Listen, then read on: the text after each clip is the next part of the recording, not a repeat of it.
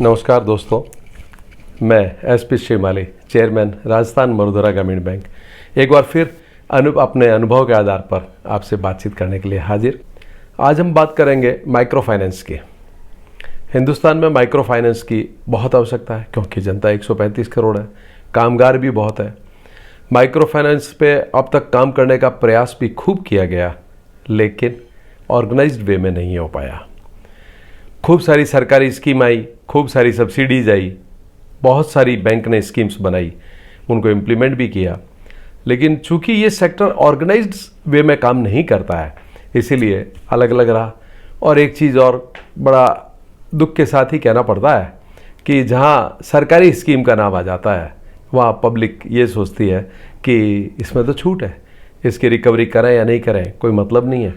कुछ ढिलाई बैंकर्स की तरफ से रही, कुछ ढिलाई सिलेक्शंस में रही, और कुछ जो राजनीतिक वातावरण बनता है उसके कारण से भी आया कि जब चुनाव आएगा तब माफ़ी आ जाएगी। तो यूँ करके माइक्रो फाइनेंस कभी भी ऑर्गेनाइज नहीं हो पाया। और मेरा तो एक और मत है, मेरा अपना विचार है कि जब किसी को बहुत ज़्यादा छूट या बहुत ज़्यादा सब्सिडी का एक लालच रहता है तो वो देखता है, उसको कैजुअली ले लेता है और उसको देखता है ये तो सरकार है, वोट लेना होगा तो माफ़ी करेगी। लेकिन दोस्तों, इसका बड़ा सुंदर जो तरीका है वो अभी कुछ दिनों से माइक्रो फाइनेंस के फाइनेंसिंग के ऊपर मैंने देखा है, नोटिस किया, और मुझे बहुत पसंद आया वो तरीका। प्रॉम्प्ट बोरोवर्स, जो बोरोवर अपने लोन की रिकवरी समय पर करता है उसको ब्याज के अंदर छूट दी जाती है। And this is the right way. बहुत लंबे टाइम से जब मैं खुद एक्टिव बैंकर था और जब मैं खुद एक ऐसे प्रशासनिक और प्रबंधन वर्ग में था, तो कई बार हमने रिकमेंडेशंस किया अलग अलग जगह के ऊपर भी कि ये सब्सिडी छूट करके या गरीब समझ करके नहीं दी जानी चाहिए। ये गरीबी और छूट ना करके उसकी ईमानदारी के पारितोषिक के रूप में दी जानी चाहिए। बैंक के प्रति उसकी लॉयल्टी क्या है, लोन को कितने अच्छे तरीके से वो यूज़ में करता है, उसका एंड यूज़ इंश्योर होता है या नहीं होता है, और भविष्य की बढ़ोतरी को देखते हुए उसके अंदर जो है उसको छूट मिलनी चाहिए। और अभी पिछले 3-4 साल से जो सरकार का भी कार्यक्रम और जो स्कीम्स आई है उनमें देख करके मुझे बड़ा अच्छा लगा। अभी कुछ दिन पहले ही बात कर रहा था कि जो छोटे छोटे कामगार हैं, जो बिखरे हुए लोग हैं, जो काम कर रहे हैं लेकिन एक ही जगह काम कर रहे हैं, उनको स्टार्टिंग में 14% के ऊपर फाइनेंस किया जाता है, और उसके बाद में यदि वो उसको रेगुलर चुका देता है तो उसको 7% की सब्सिडी वापस उसके खाते में जमा कर दी जाती है।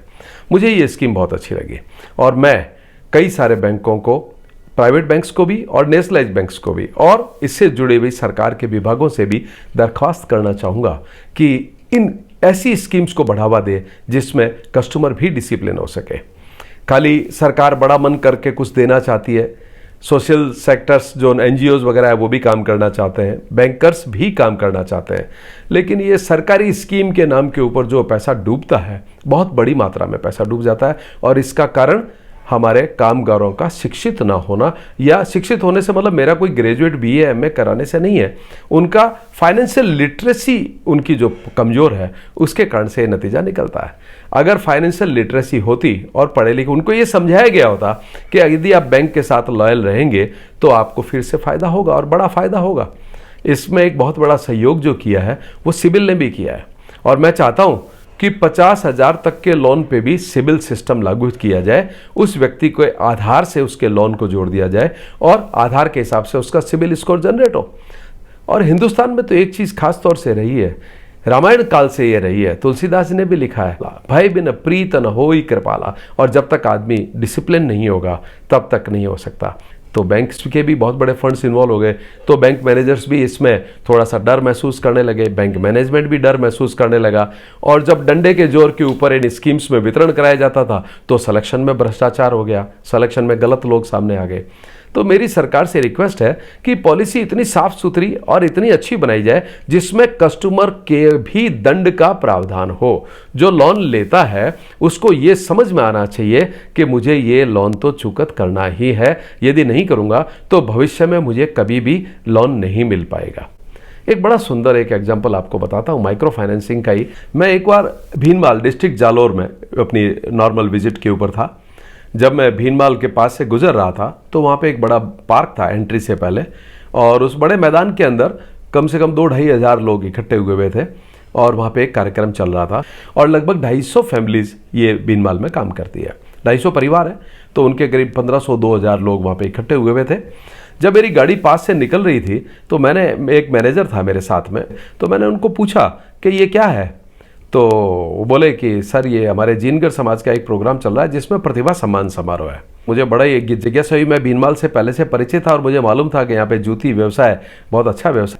मैंने कहा मेरी एक रिक्वेस्ट है कि आप जाकर के पूछ करके देखो इनको कि राजस्थान मुर्दरा ग्रामीण बैंक के चेयरमैन आज बीनमाल में है और वो आधे घंटा आपसे बातचीत करना चाहते हैं स्टेज के माध्यम से, क्या वो मुझे अलाउ करेंगे। बोले सर उन्होंने तो सहर्ष स्वीकृति दी है कि आप पधारें और संबोधित करें। तो मुझे बड़ा अच्छा अवसर मिला, मैं वहाँ गया। तो जैसे ही मैंने जाकर के संबोधन किया और भाइयों और बहनों कहकर के बातचीत की, तो फिर मैंने पहला जो वाक्य बोला वो यही बोला कि आज के पारितोषिक वितरण में ये जो जितने भी मोमेंटोज दिए जा रहे हैं उन मोमेंटोज का तमाम खर्चा राजस्थान मुर्दरा ग्रामीण बैंक अपनी तरफ से स्पॉन्सर करता है। मैं आप लोग जूतियाँ बनाते हैं, 250 लोग हैं, एक्सपोर्ट भी करते हैं, लेकिन सब अलग अलग करते हैं, मार्केट नहीं है। आपने लोन भी बीनमाल के अंदर 25 बैंक हैं, 25 बैंकों से लिया होगा। क्या आप राजस्थान मुर्दरा ग्रामीण बैंक के साथ जुड़ना चाहते हैं? राजस्थान मुर्दरा ग्रामीण बैंक आपका फैमिली बैंकर बनना चाहता है और भगवान ने जब पावर दिया राजस्थान मुर्दरा ग्रामीण बैंक का चेयरमैन बनने का, तो मैंने इन पावर्स को रिलीजियसली और जुडिशियसली इस्तेमाल किया।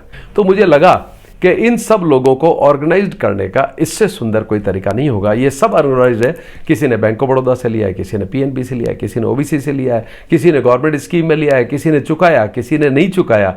तो ऐसे करके टोटल अनऑर्गेनाइज सेक्टर के अंदर थे। मैंने जब ये प्रस्ताव दिया तो वहाँ के जो स्टेज पे लोग बैठे थे बोले सर ये तो हमारा सौभाग्य होगा। मैं कहा इसके लिए एक शर्त होगी कि मैं जो लोन दूंगा उससे पहले आपके उस लोन को चुकत किया जाएगा जो आपने दूसरी बैंक से ले रखा है।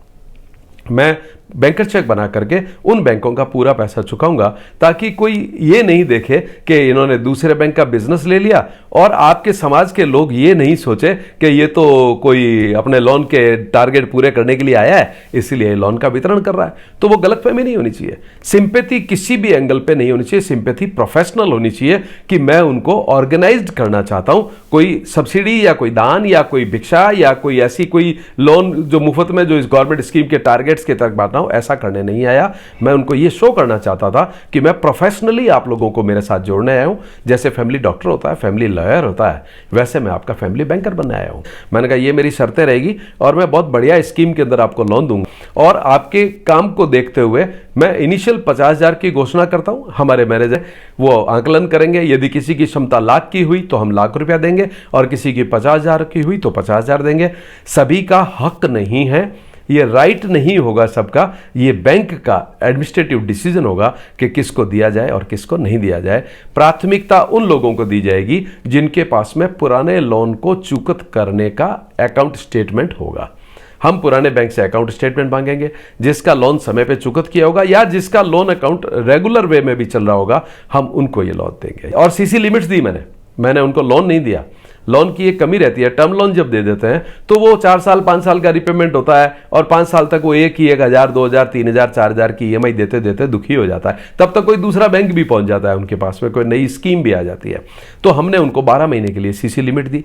हमने कहा 12 महीने तक अगर आप लेन देन बैंक के साथ प्रॉपर करते हैं तो हम आपको इसको बढ़ा करके, अगर आपका खाता ठीक रहा और आपका काम चलता हुआ बैंक के नियमों के हिसाब से यदि गुणवत्ता सही पाई गई तो हम इस 50,000 को 1 लाख कर देंगे। ऐसे करके हम हर साल आपको बढ़ावा करके देते चले जाएंगे और जो भी अगर स्कीम के ऊपर कोई गवर्नमेंट की सब्सिडी होगी तो हम पता करके आपको पास ऑन करने की कोशिश करेंगे। दोस्तों, इतना सफल प्रयोग रहा। लगभग 250 परिवारों को, 250 लोगों को जो कामगार थे उनको हमने 50,000 का लोन दिया।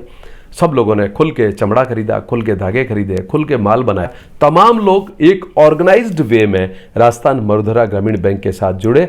ऐसा प्रयोग हमने कई जगह किया। समय की सीमा को देखते हुए मैंने आज आपको खाली एक ही प्रयोग बताया है। अगले एपिसोड के अंदर मैं अपने अनुभव के आधार पर अपने दूसरे प्रयोग को बताऊंगा। तो मेरा इस बातचीत के माध्यम से आप लोगों से यही रिक्वेस्ट है कि इनको ऑर्गेनाइज करने की कोशिश करें, इनको फाइनेंशियली लिटरेट करने की कोशिश करें कि बैंक के साथ व्यवहार कैसा करना चाहिए जिससे आने वाली पीढ़ियों तक को फायदा होगा।